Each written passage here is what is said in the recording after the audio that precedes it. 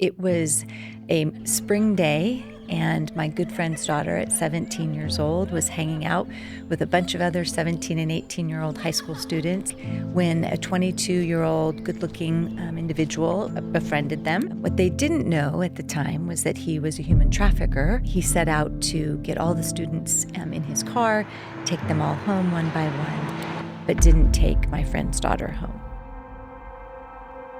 He sold her on Craigslist to another trafficker in the Bay Area, where she had been sold 15 to 20 times a day to men who were seeking to have sex with minors. That story was a story that launched the nonprofit.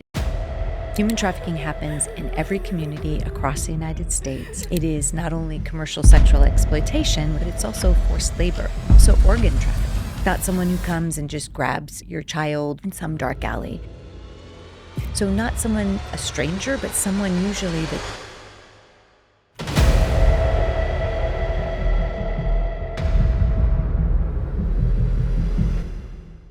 Okay, so today we have Ashlie Bryant, who is the founder and president of Three Strands Global Foundation, fighting human trafficking through a variety of programs. And Ashlie, I just want to thank you so much for coming on. It's an honor to have you on. Usually when I meet someone who has a mission that's bigger than money or fame, usually there's a story behind it and maybe even a specific incident that was a turning point.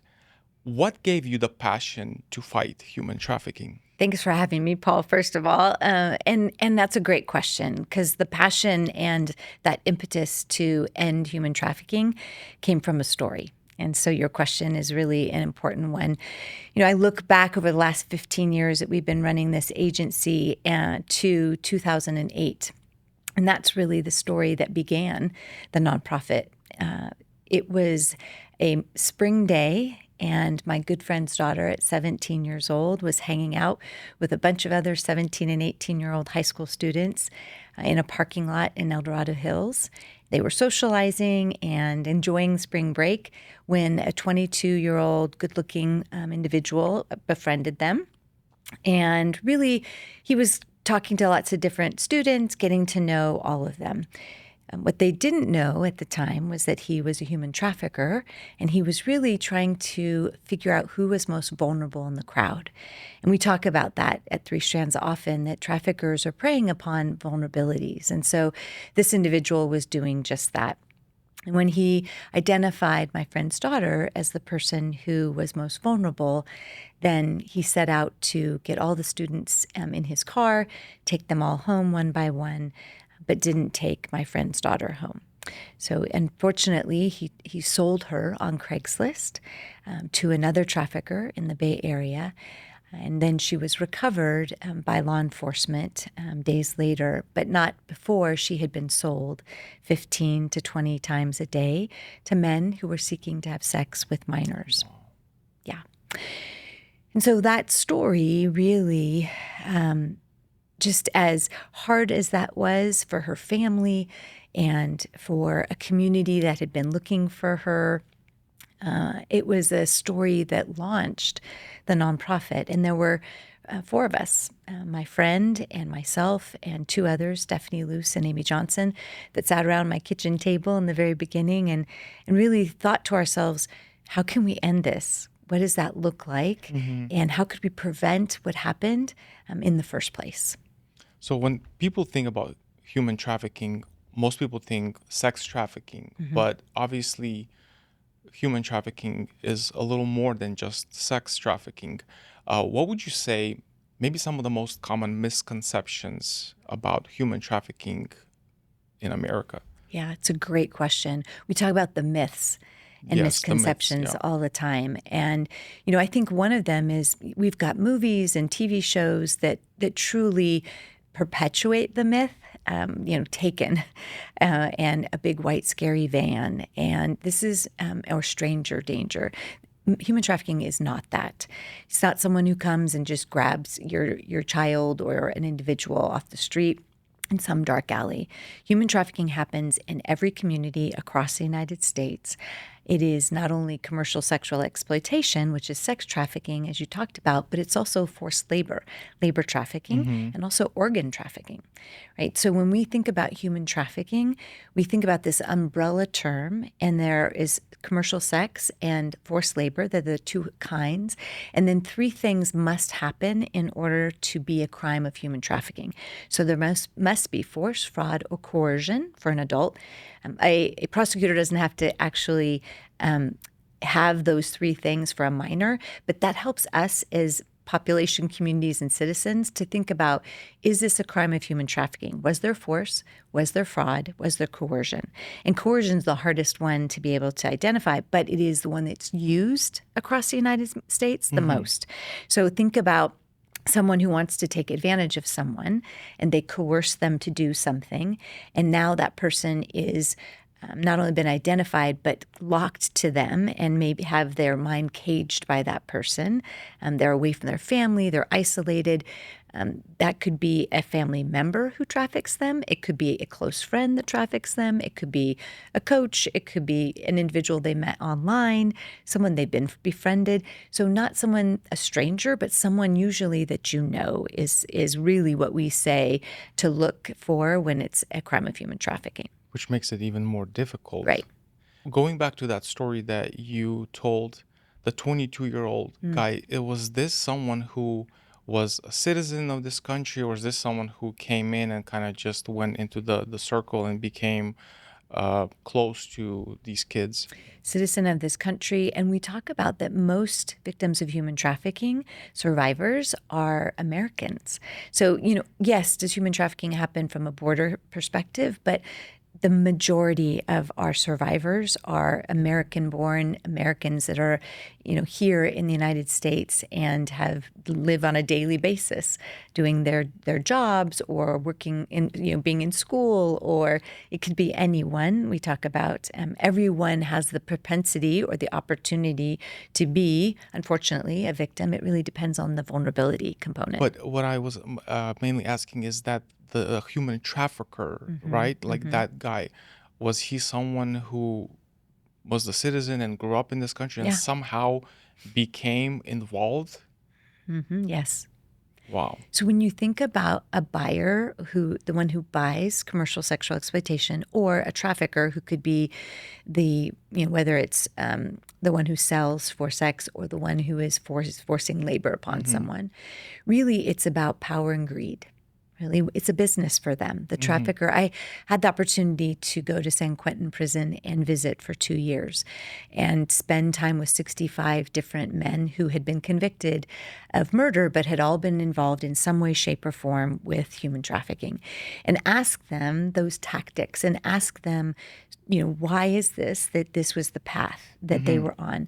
There were so many interesting things that we learned, so that would really help our prevention education program and our survivor program too. One of the things was they all had been abused before the age of 9.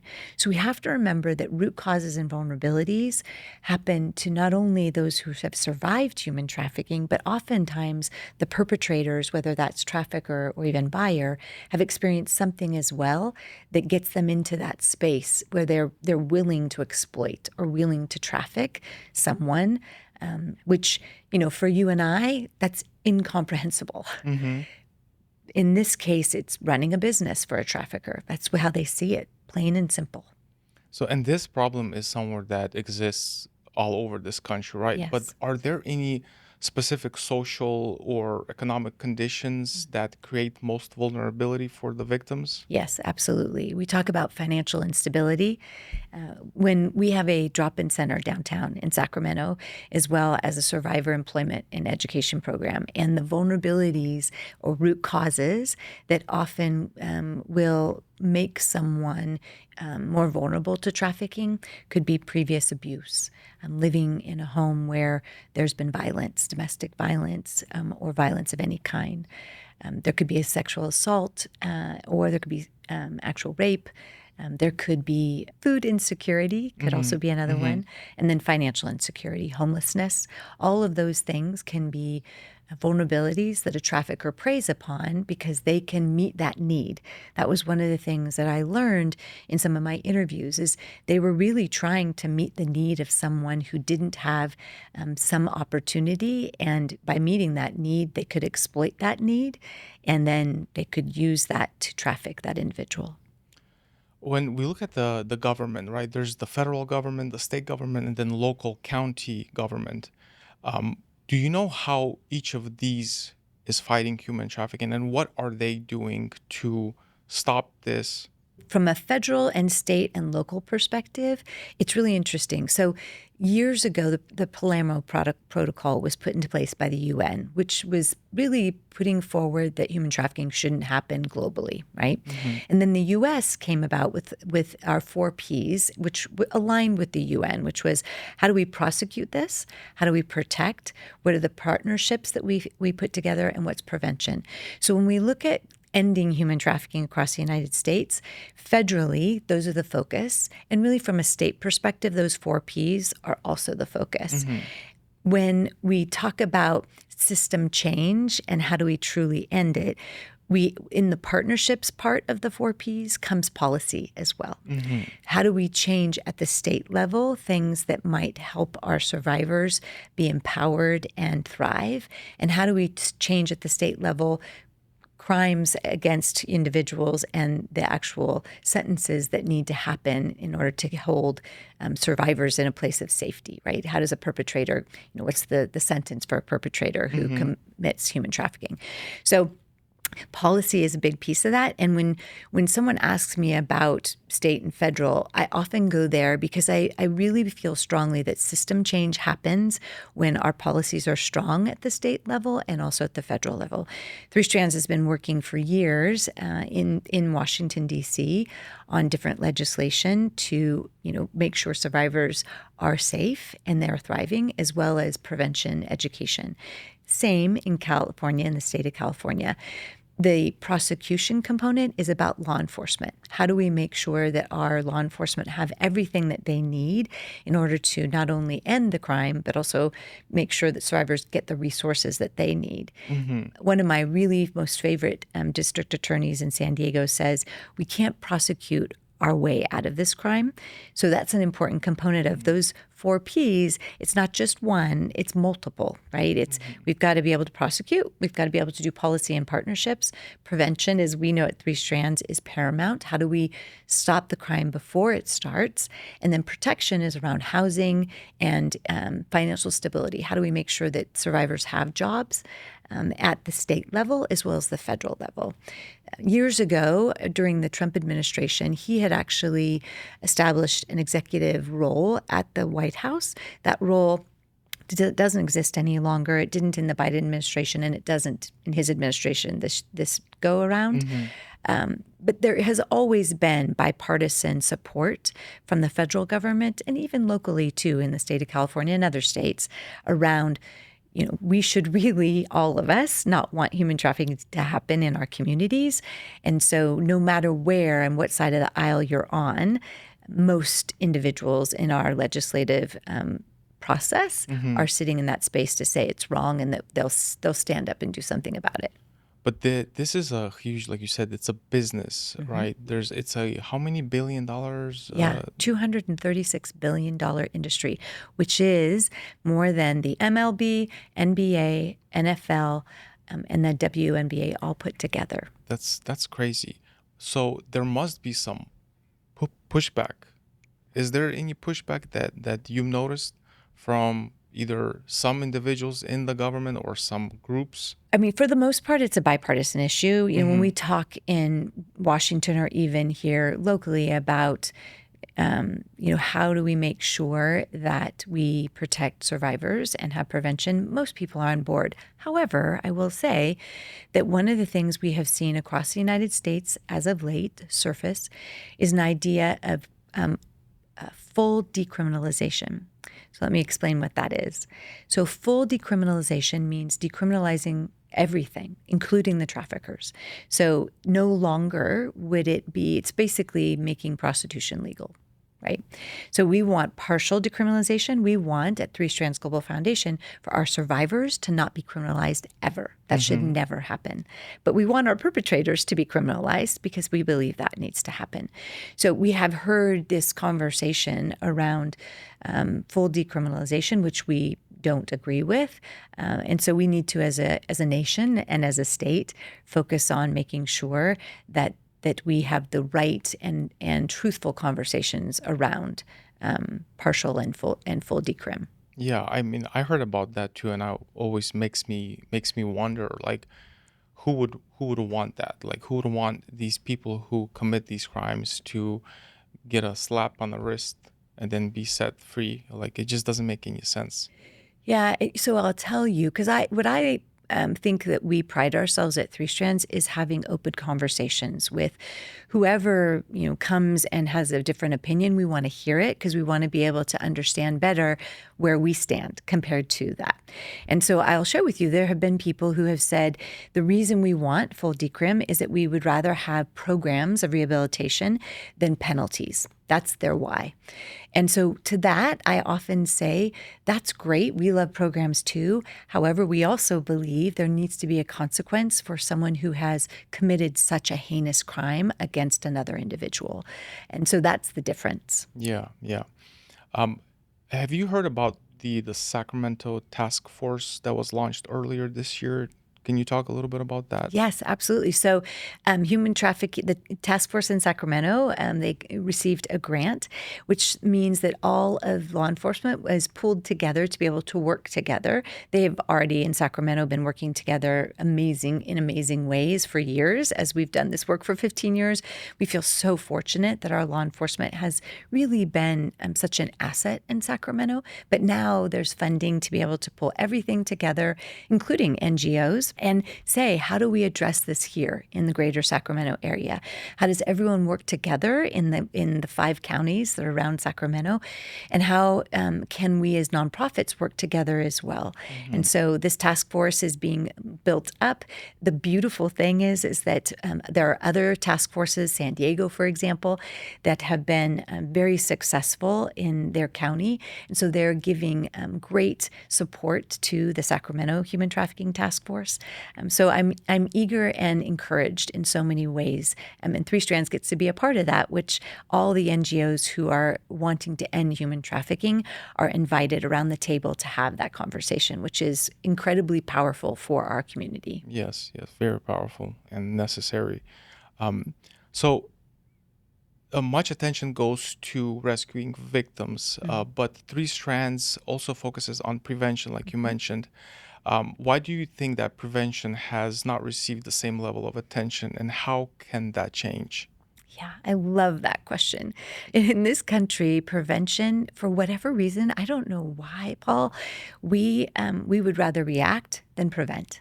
When you look at even healthcare, for example, we are a reactionary versus preventative when it comes to healthcare. And Yes. Three Strands looks at prevention. We look at human trafficking as a public health issue. If we look at human trafficking as a public health issue, then we need to focus on prevention. The CDC talks about how do we best address public health issues or ills? We do it through prevention.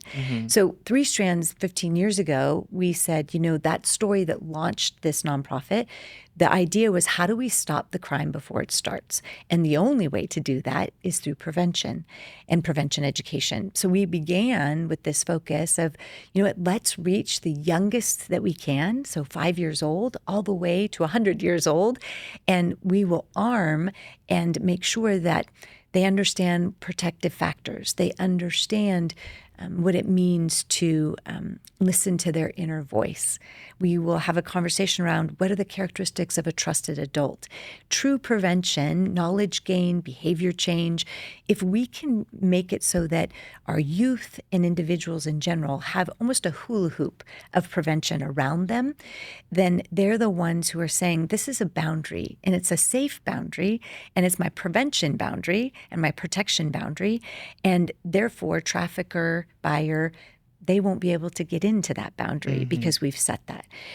I think that as a nation, prevention is one of the solutions to how we end human trafficking of our 4 Ps. And for Three Strands, we feel like it's the greatest solution, because we really can then have a generation that says, no, we're not going to be trafficked. We will not be exploited, because we identify what someone might be coming to prey upon our vulnerabilities. So for us, prevention is paramount. It's why we've scaled it across the United States. It is our national focus, what we do. Our local focus is very much on survivor services in Sacramento, the greater Sacramento. But we're throughout all the states across the United States with all of our prevention education programs. So can you talk a little bit more in detail about what does this education look like, especially when it comes to like those younger kids?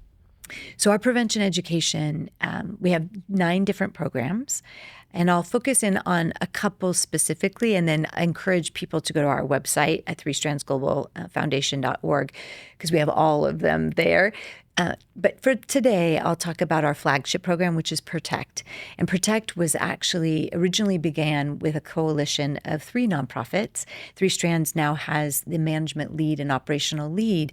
And it begins as a child who's 5 years old and goes all the way, so kindergarten, all the way through 12th grade. The idea is that we create facilitators through our counselors and our teachers and our administrators, and make sure that they are trained on not only how to recognize and report, but how to respond. We want to make sure that they respond in a trauma-informed way, that it's survivor-centered. We have a survivor advisory board of 19 members, and that survivor advisory board not only guides us as a rudder on a boat on our programs, but also helps us to understand their experience and their voice, and how can we be better in prevention from 5 years old all the way up till 18 or 20 or beyond. So the actual curriculum looks like this. For a kindergartner, someone says, wow, you talk about human trafficking? No, we don't talk about human trafficking actually until they get into middle school, and that begins in 7th grade. From kindergarten until 6th grade, we talk about what I mentioned earlier, which is protective factors. How do we make sure that those children have the ability to understand that inner voice? What is that inner voice? That feeling we call the inner watchdog. When you don't feel something that's safe, or you don't feel comfortable, that's your inner voice talking to you. And then we want to make sure they're armed with, what are the characteristics of a trusted adult? What makes someone a trusted adult? And when you feel that feeling, that's the trusted adult you should go to tell that feeling to, so that they can then either get resources or help you as a child to get to the person who's safe. So that, is an example of a kindergarten. We have an exercise, because our facilitators, our counselors and teachers, we don't teach in the classroom anymore because the scale that we've gone across the U.S., we have facilitators across the U.S.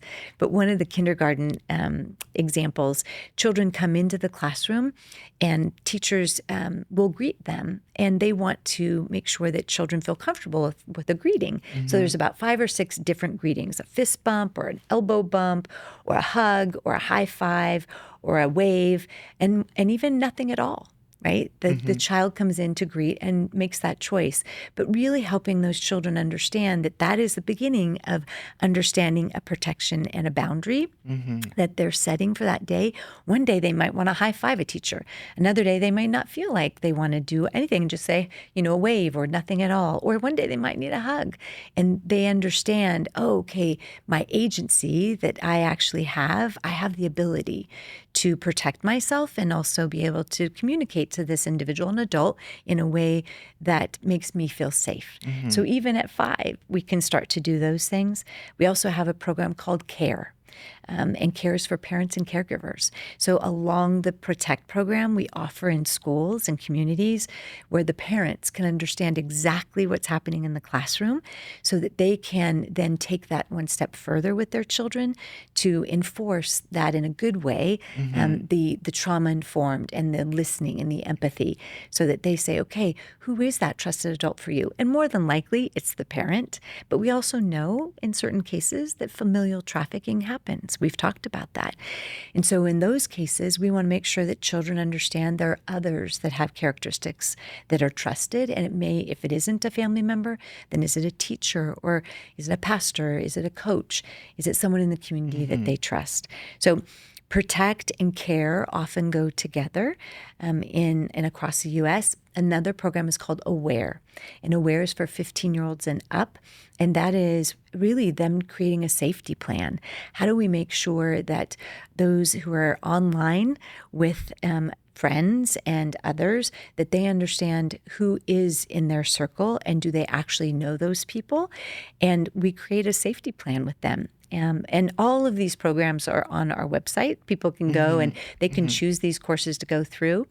And the only other thing I would mention about Protect that I think is important, going back to that, is that we do Facilitator Academy, which is a trainer of the trainers.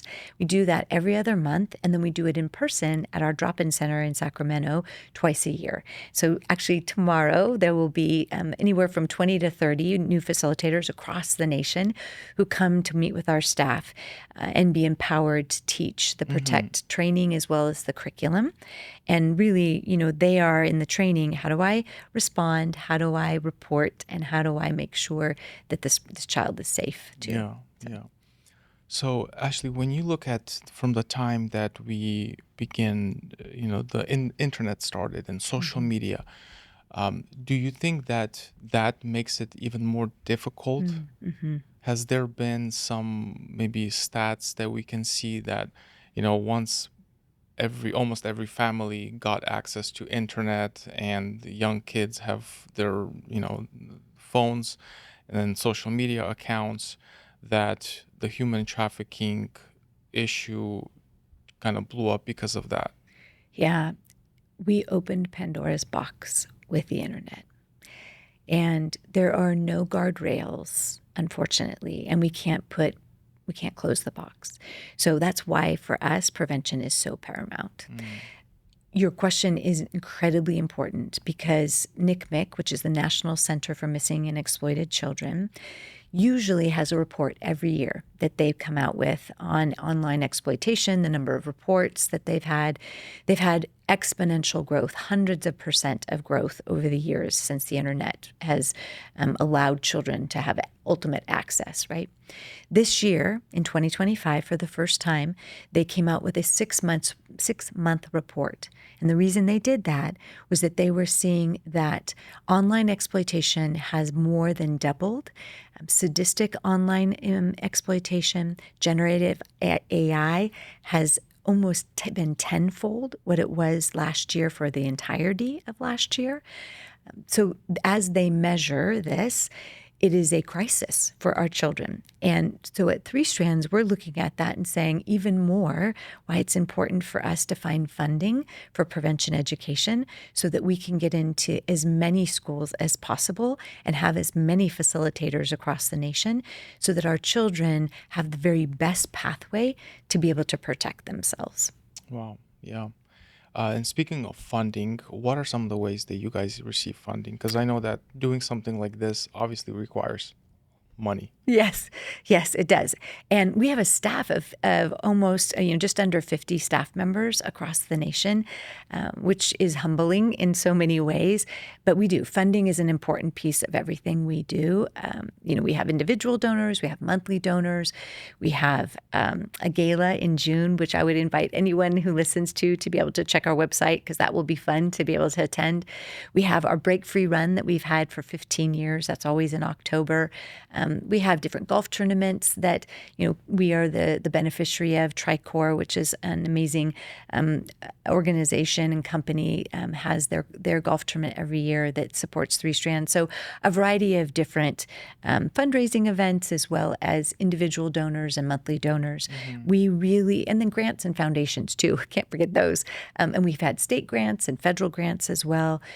One of the things that I think that we pride ourselves at Three Strands is we truly collaborate with other agencies. We have been in more coalitions and collaborations with funding specifically over the last 15 years than probably, I would say, most nonprofits do. And it's an interesting conversation, probably a separate conversation around why is that, right? Why is it that nonprofits don't collaborate? And it's a double-edged sword, because when you ask the question about funding, there's often a scarcity model. And when we have a scarcity model, then heels get dug in and people don't talk and there's not collaboration. When there's an abundance model, then there's sharing of information. And we talked about the Human Trafficking Task Force and law enforcement coming together and NGOs coming together. That's so important. Policy, it's so important for nonprofits to come together to stand united when there's a policy that needs to happen. So we can do it. But when it comes to fundraising, we don't always. And yet I think that that's a space where we can be better as nonprofits. And I also think that we can't do what we do, any of us in the nonprofit world, without funding. Right? That's really important. We don't have necessarily widgets or products that we're selling. So we need for people to stand alongside us and say, this cause matters to us. And so we will lean in and we'll have, we'll write a check. We'll be able to volunteer. We'll stand alongside you to network and invite you to different things, introduce you to different people, because that's how we are able to serve on our mission of prevent, empower, and unite, ending human trafficking, right? Yeah, yeah. So to receive the grant, let's say from a government, do they set some sort of boundaries, restrictions, or requirements? Yes, we have. So one of the federal grants that we've received, which we are incredibly honored to have received, the Office of Trafficking in Persons had in 2017, Congressman Smith out of New Jersey really put forward the Trafficking Victims Protection Act. It was the reauthorization in 2017. And prevention education was added in a new way. And we were honored to be a small part of making sure that that language mirrored in some ways the California legislation that Three Strands sponsored in 2017 here in California. With that came the opportunity for there to be what we call H-type grants, which are the grants that would go into schools, funding that would go to schools. The funding directly goes to schools and districts. And in order to get that funding, a school had to write the grant with a nonprofit, which was a beautiful thing. It was collaboration again. So Three Strands was really honored to be chosen in 6 different states and 6 different districts, and be able to roll out our prevention education in those. And then we were asked recently to help on 3 others. So 9 of the 11 H-type grants Three Strands has been able to work with. And I think, humbly, I know our staff is incredible. They have done an amazing job of implementation, and even more walking alongside schools and districts that are faced with so many things that they need to be able to teach children, not just academics anymore. And yet by doing that and saying, we'll meet you where you're at, I know that that's made the difference, and made the difference in implementation, made the difference in how we roll out the Protect program. There are so many things that are like so important that are here locally that should be supported by local nonprofits and just people, businesses. When you look at the work that you have done, I'm sure that you have plenty of stories that you can share, that you can say that, hey, our fight is making a real difference. Is there a story like that you can share? Yeah, absolutely. There are so many stories. We use Slack. Lots of companies and nonprofits use Slack.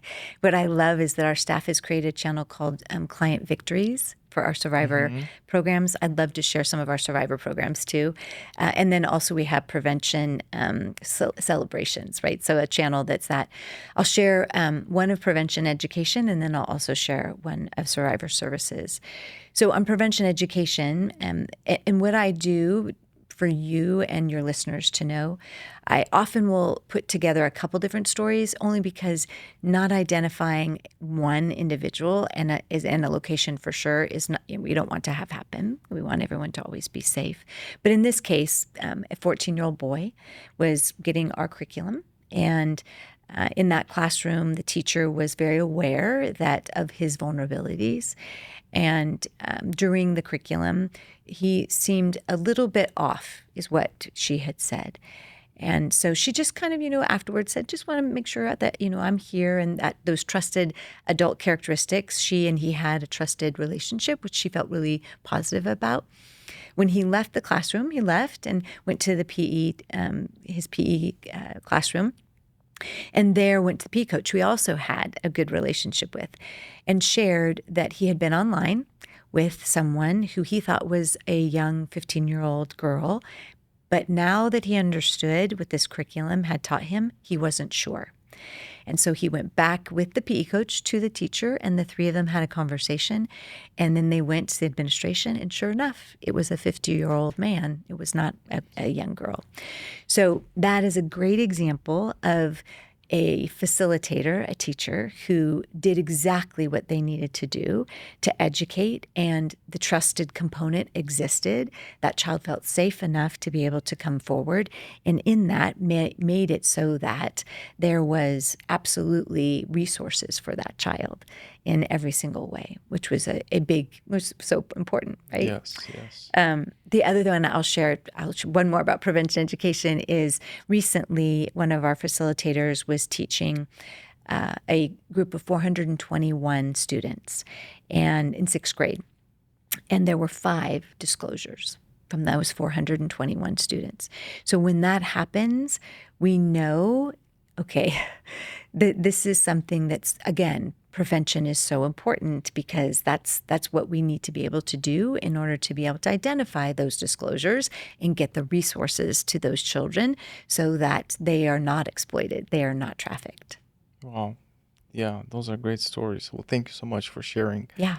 To run an organization like Three Strands, I would think that you see a lot of pain, you hear a lot of these stories. How do you deal with that? Like, how does it affect maybe you, mentally, and how do you deal with that? It's a great question. My ability to do this work and focus on the hope component. There is so much trauma, as you in this question ask, how do I deal with this? It is with these stories that I just shared with you, and I'll share the Survivor Services one afterwards, but it's with that story that I have hope that we are making a difference. And I'm also really good at compartmentalizing. I had to be good at compartmentalizing the heinousness of this crime. The stories that I have heard over the 15 years I wish I could unhear them. And many nights as I've driven home from work have screamed as I've driven up my driveway. Before I go in, I have 4 children. Before I go in to the house, I've often gone in the backyard and just had a good cry. Those are those things that I have done over the last 15 years. And for someone who is a person of faith, prayed a lot through this to make sure that that I would be doing what I needed to do to address this crime in the very best way possible. And also, remind myself, am I still being called to this work? And I feel like I have been called to this work. And at which time I'm not called to this work anymore, then I will absolutely take a step back. I've always told our board of directors, if there's ever a time you want to tap me on the shoulder, I'm happy to step aside. And part of that is the trauma is that it's real, right? It really exists. And secondary trauma is a real thing.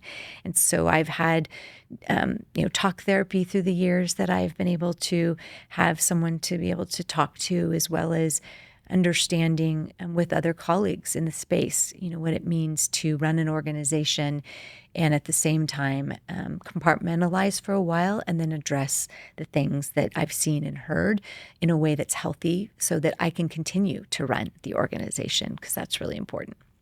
Yeah, I think the faith is a big component to it. As a man of faith, I think that it's so important to stay grounded and strong and keep going and have that hope. So let's talk a little bit about the survivor services. Yeah. So at Three Strands, we have prevent, empower, and unite together ending human trafficking. That's our mission. So we've talked a lot about the prevention. So the empower is something that started in 2016. It really was a question to Three Strands around when the DOCO, the basketball arena, was being built.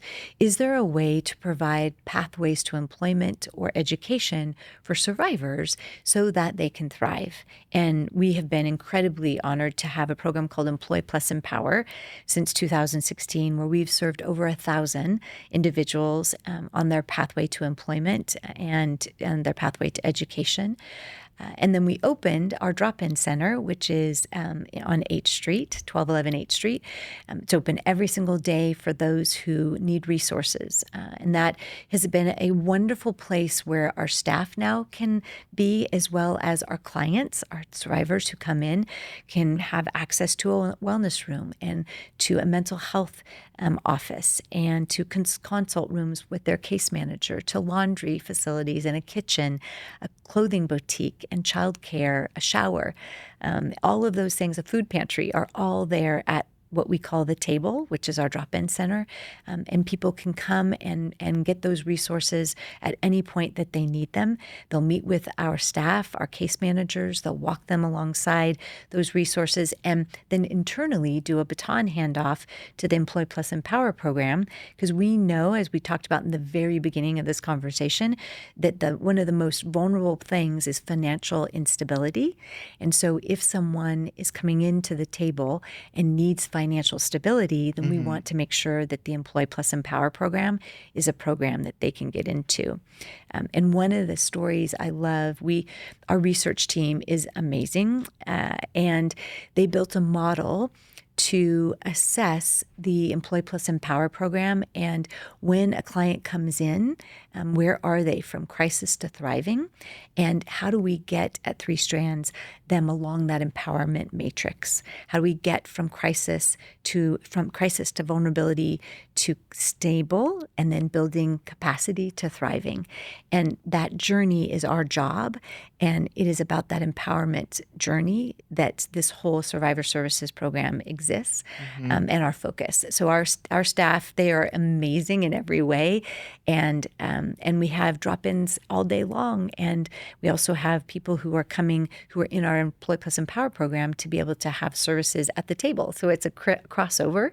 And then our Survivor Advisory Board is part of our Survivor Services as well, which is our 19 Survivor Advisory Board members that do that overlap in prevention education, but also are able to help us with policy too, and say, hey, this is my experience, and so this policy, I would change this, that, and the other thing, or I would make sure that this exists in this policy. And then the last piece is our mental health services that we offer for anyone who's a drop-in or in our Employ Plus Empower program. So it's really holistic care and wraparound services at the table, as well as in that Survivor Services program. So how do people find that place that on H Street? Yeah. So we have different partnerships with nonprofits in Greater Sacramento where they'll make referrals. So the DA can make referrals, the courts, probation, other nonprofits can make referrals, food banks can make referrals, right? Anyone, they can walk in, at the table to 1211 H Street at any point in time and have our services. We call our service navigator meets, our staff member meets that individual at the front desk, and then goes through a small assessment, and then actually is able to escort and usher them back into the client side of the table. Everything is key coded so that everyone is safe. And we've designed it very intentionally as a safe and beautiful place for people to hang out and to be able to be while they are dropping in with the resources that are there. Yeah, a great friend Adam told me about it. We still got to go check it out. You do. You need to come and see it. It is quite Tatiana amazing. and I, we really want to go. Yeah. So if we fast forward 10 years, what would, if we can call it, success look like for you and the global fight against human trafficking? Yeah. Success for the global movement. Unfortunately, here's the thing. The good news is we will continue to make progress as a movement as we talk to one another, as we collaborate with one another. So I think success in my mind, and this is just Ashley's hat on for a second, it is talking to each other, sharing what is working, what is not working, collaborating, consolidating, right? There's a lot of nonprofits that are across the United States and even the world.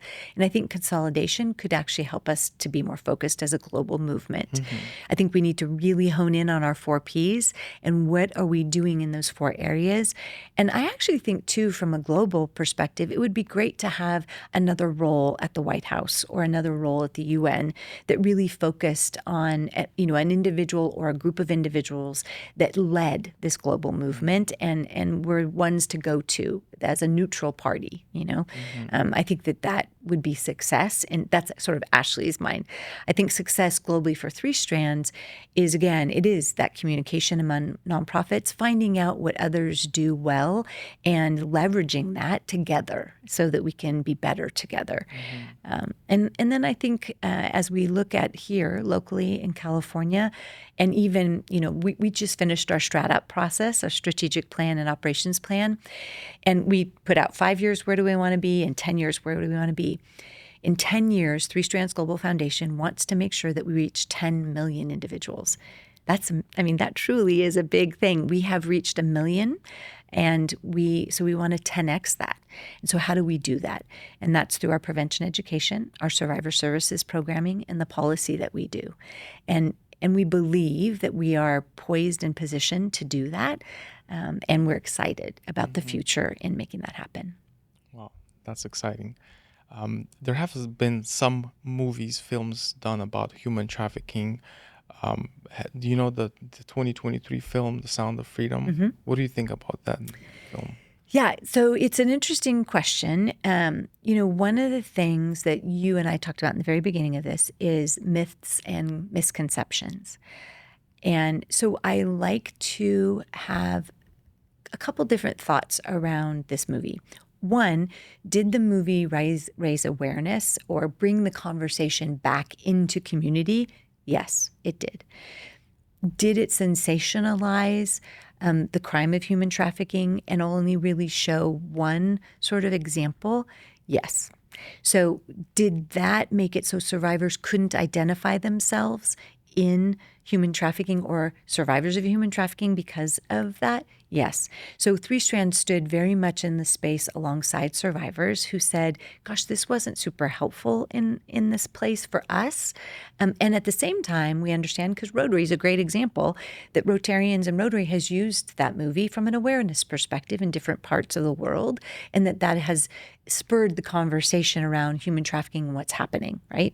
So as in all things, there's always good and there's not good sometimes. And so I think that that's kind of where Ashlie was comments about that movie. And I think Three Strands really always will align with survivors in a place that says, what do they think and believe? And it's because their experience is what should always lead in any conversation.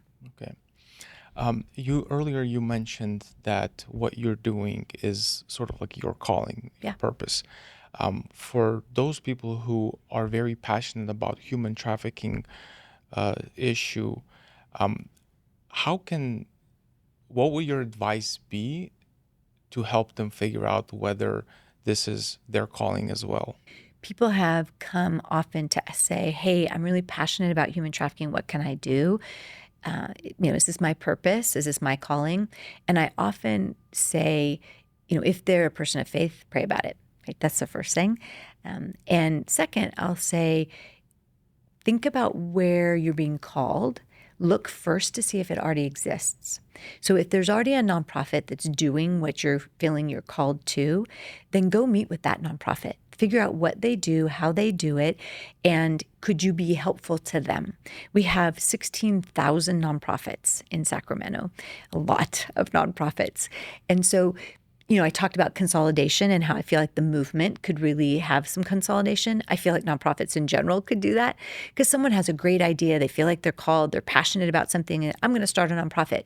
Before you do that, go see what already exists and see if you could pour yourself into something that's already there that desperately might need your purpose and who you are and your gifts and your talents. So that would be what I would say to someone. Ashlie, is there anything else that you want to share? Maybe any other current projects that you guys are working on that you want to talk about? I really want for people who are listening to understand that they have a role. They have a role in making sure that we end human trafficking. It's not just Three Strands Responsibility or any other nonprofit that focuses on anti-trafficking efforts. It is our community. So when policy comes out or when you see something, we want you to say something, right, in your community. That's the first thing. The second is, I would love for people to go to our website and check out not only all the prevention education programs, but for themselves, go through Human Trafficking 101. There is a course on our website that they can go through. They can look at Aware, which is for 15 and up for their kids. That's also free. There's a lot of free courses on our website. If they have connections to schools, we'd love to be able to know what schools don't have the Protect program and how can we make sure that there are facilitators in those places. Volunteer, we always need volunteers. We always are welcome, in wanting clothing donations as well as food donations at the table. And then if it is something that they're passionate about and they have the financial means and capacity to support us, to be a monthly donor, an individual donor, that makes all the difference too. We're able to do the prevention education that we do and serve the survivor clients that we do because of the funding that comes in. I feel incredibly humbled by our local community. It's not often that I have the opportunity to be able to say thank you to the entire community, but a podcast is a great platform to do that. We would not be the agency that we are in Sacramento and the greater Sacramento area without the support of every individual in this area that has said human trafficking is not okay. How do we help? How do we stand alongside you? There's been individuals for 15 years that I can see their faces. They make me smile, that we would not be here without them. So thank you to them. And thank you for continuing to support Three Strands. Well, thank you so much, Ashlie. This was amazing. I really enjoyed this conversation. I just want to thank you. Thank you for your work. I think it's extremely important what you're doing. And wish you all the best. And we'll see you around. Thank you so much. If you made it this far and want to support what we're doing, subscribe to our YouTube channel. We are committed to making each episode better than the last. If you like this video, here's another one for you to watch. I'll see you in the next one.